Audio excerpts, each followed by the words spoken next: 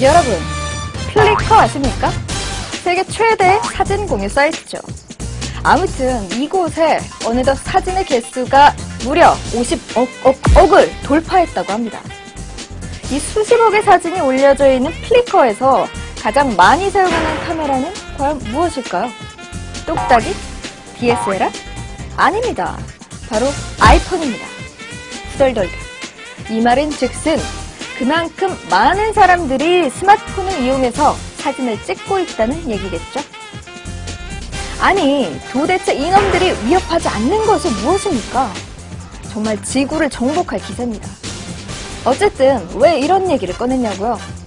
바로 오늘 스마트폰의 대표 주자인 아이폰 4와 갤럭시 S의 카메라를 저 말군이 직접 비교해보려고 하기 때문이죠.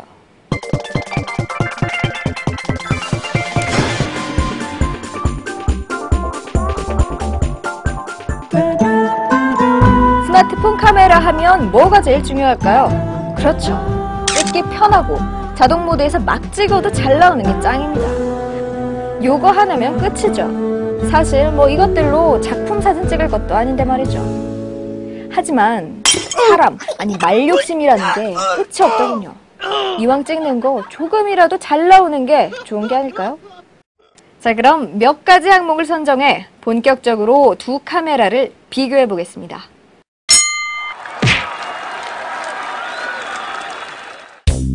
카메라의 인터페이스는 한눈에 봐도 두 제품이 많이 다르죠. 먼저 아이폰 4의 경우 완전 자동 모드로 별로 건드릴 게 없습니다. HDR 설정이 눈에 띄긴 하지만 이건 나중에 알아보도록 하죠. 반면 갤럭시 S는 다양한 기능들을 지원하는 것을 한눈에 짐작할 수 있는데요. 측광, 노출, 감도 등을 설정할 수 있어 좀 더 완전한 카메라에 가깝다고나 할까요? 뭐 기존 똑딱이 수준과 맞먹는 기능들을 지원합니다. 리뷰 부분에 있어서도 좀 차이를 보였는데요. 이렇게 촬영 후 바로 리뷰를 할 때 갤럭시 S보다는 아이폰 4가 확대 축소 시 좀 더 부드럽게 움직였습니다. 또한 아이폰 4는 사진과 동영상을 동시에 볼 수 있었던 반면 갤럭시 S는 사진 촬영 모드에서는 사진 리뷰만, 동영상 촬영 모드에서는 동영상 리뷰만 가능했습니다. 이렇게 갤럭시 S의 다소 불편해 보일지 모르는 리뷰 부분은 갤러리를 따로 실행하면 한눈에 모두 쉽게 확인할 수 있었습니다. 마지막으로 두 기종 모두 네트워크를 통한 사진 공유는 물론 GPS 연동으로 지도상에서 사진을 찍은 위치도 확인할 수 있었습니다.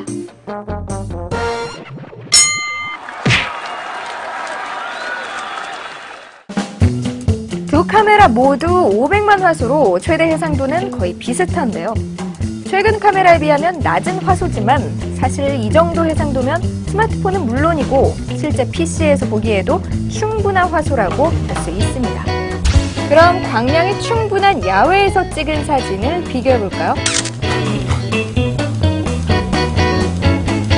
아이폰 4의 사진이 좀 더 세밀한 것을 확인할 수 있었는데요. 갤럭시 S는 다소 이미지를 뭉갠다는 느낌을 받았습니다. 초점을 맞춘 부분과 맞추지 않은 부분은 더 명확하게 구분이 되네요. 그럼 실제 해상력 차트를 찍어보면 어떨까요? 중앙부 수직 부분과 주변부를 보니 역시 아이폰 4가 더 높은 해상력을 보여줬습니다. 야외 샘플 이미지와 비슷한 결과를 보여줬네요. 이런 현상은 저조도 사진에서도 잘 나타났는데요.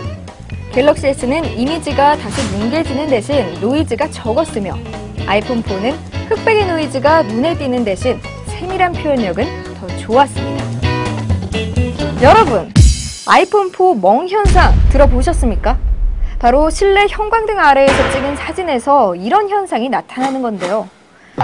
핸드폰 카메라의 고질병이라고도 불립니다.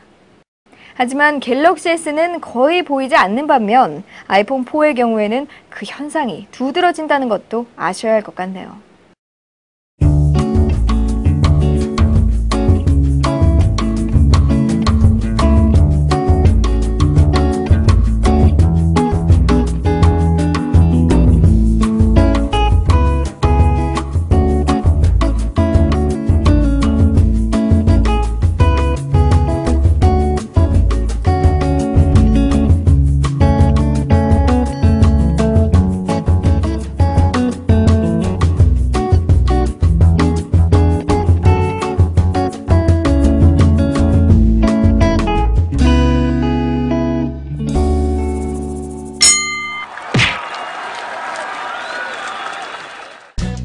두 카메라 모두 터치를 통한 편리한 오토포커스를 지원하고 있는데요. 과연 그 속도는 어떨까요?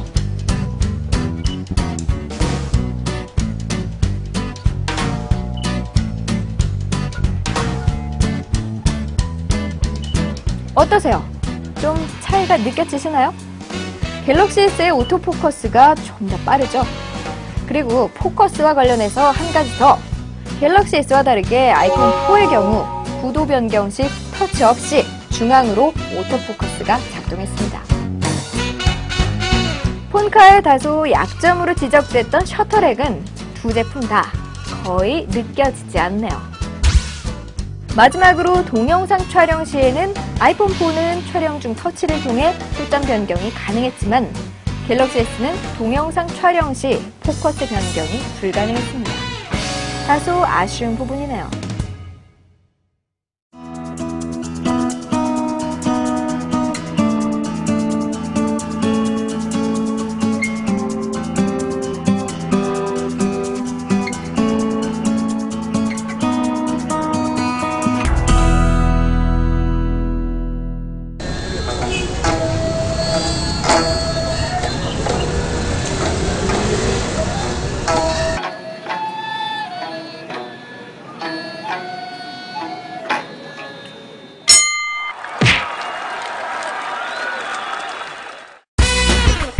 앞에서 봤듯이 갤럭시 S의 카메라는 기존 보급형 디카 못지않은 다양한 기능들을 제공하고 있습니다.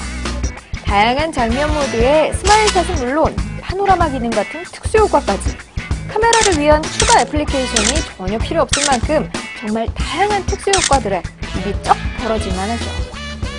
반면 썰렁한 아이폰 4는 갤럭시 S에 딱 없는 기능만 있습니다. 플래시와 HDR 기능. 플래시는 다들 잘 아실 테고 HDR은 무엇일까요? 우선 샘플부터 보실까요? 이 HDR 모드는 3장을 연속 촬영해서 합성하는 건데요. 보시는 것처럼 최적의 노출을 만들어냅니다. 하지만 HDR 활성화 시 저장 시간은 좀 느려집니다.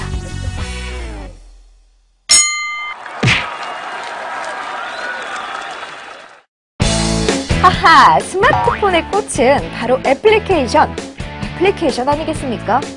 그만큼 다양한 애플리케이션이 있었죠. 그럼 둘의 마켓을 좀 살펴볼까요?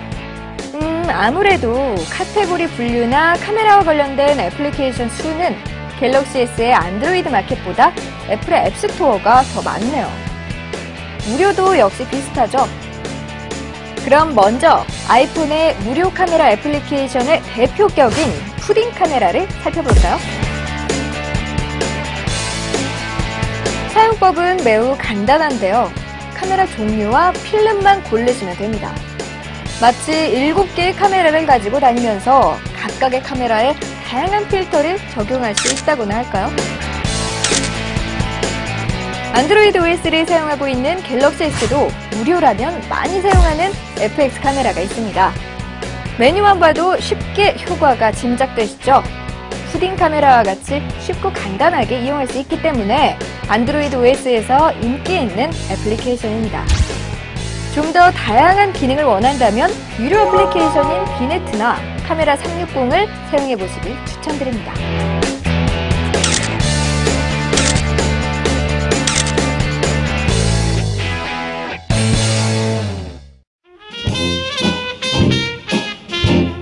오늘 두 스마트폰의 카메라 비교 어떠셨나요? 딱히 어느 쪽에 편들어주기는 어려우시죠?